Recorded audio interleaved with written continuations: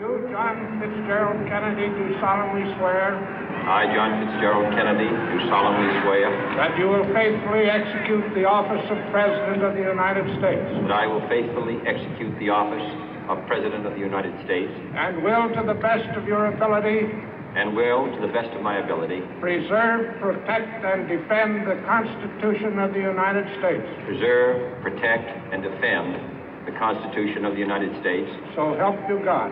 So help me God.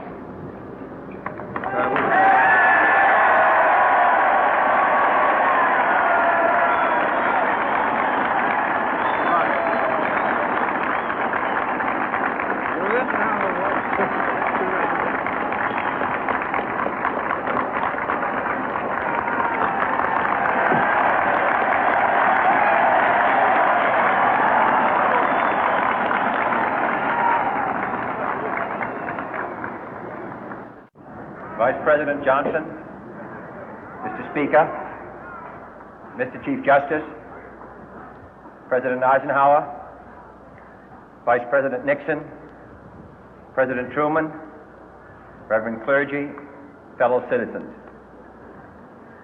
We observe today not a victory of party, but a celebration of freedom, symbolizing an end as well as a beginning, signifying renewal as well as change.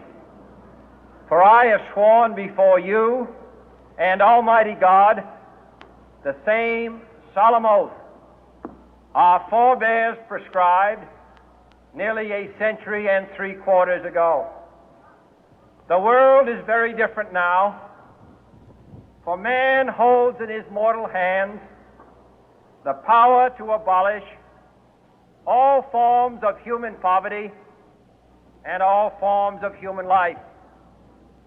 And yet the same revolutionary beliefs for which our forebears fought are still at issue around the globe. The belief that the rights of man come not from the generosity of the state, but from the hand of God. We dare not forget today that we are the heirs of that first revolution. Let the word go forth from this time and place to friend and foe alike that the torch has been passed to a new generation of Americans born in this century, tempered by war, disciplined by a hard and bitter peace, proud of our ancient heritage, and unwilling to witness or permit the slow undoing of those human rights to which this nation has always been committed and to which we are committed today at home and around the world.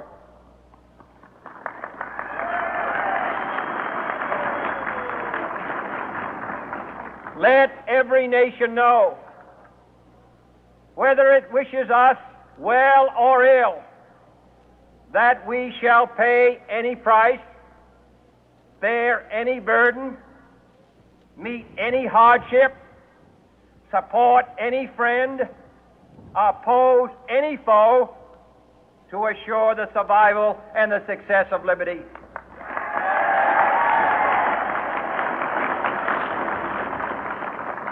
This much we pledge and more. To those old allies whose cultural and spiritual origins we share, we pledge the loyalty of faithful friends.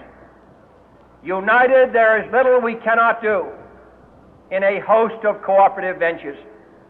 Divided, there is little we can do, for we dare not meet a powerful challenge at odds and split asunder. To those new states whom we welcome to the ranks of the free, we pledge our word that one form of colonial control shall not have passed away merely to be replaced by a far more iron tyranny.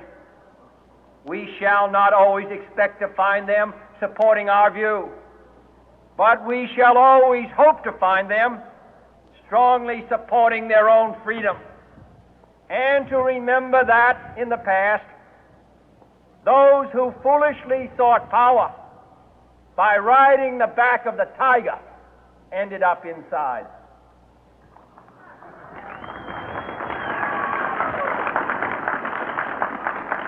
To those people in the huts and villages of half the globe struggling to break the bonds of mass misery, we pledge our best efforts to help them help themselves for whatever period is required, not because the communists may be doing it, not because we seek their votes, but because it is right. If a free society cannot help the many who are poor, it cannot save the few who are rich.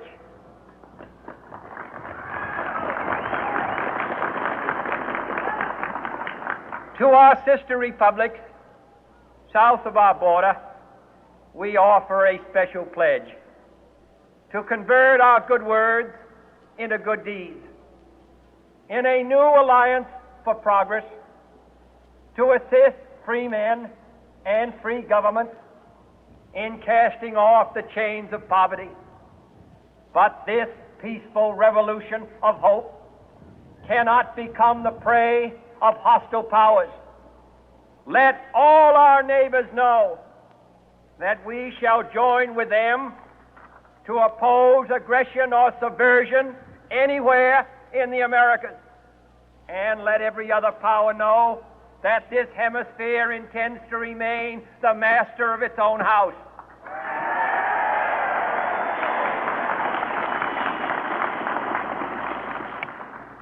To that World Assembly of Sovereign States, the United Nations, our last best hope, in an age where the instruments of war have far outpaced the instruments of peace, we renew our pledge of support to prevent it from becoming merely a forum for invective, to strengthen its shield of the new and the weak, and to enlarge the area in which its writ may run.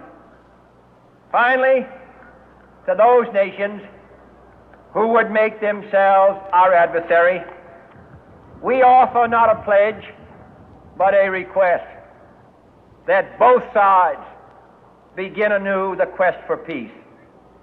Before the dark powers of destruction, unleashed by science, engulf all humanity in planned or accidental self-destruction, we dare not tempt them with weakness, for only when our arms are sufficient beyond doubt can we be certain beyond doubt that they will never be employed.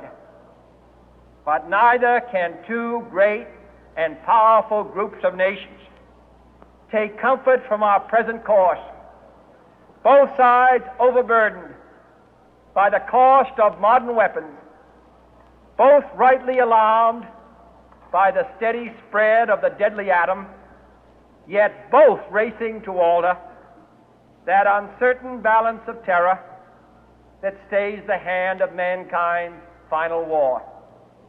So let us begin anew, remembering on both sides that civility is not a sign of weakness, and sincerity is always subject to proof. Let us never negotiate out of fear, but let us never fear to negotiate.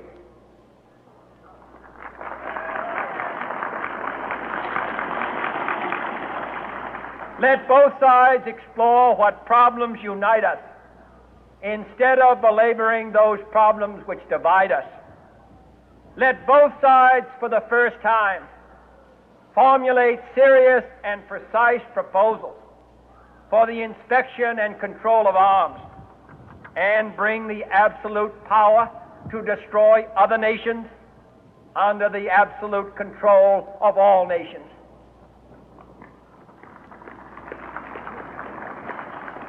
Let both sides seek to invoke the wonders of science instead of its terrors.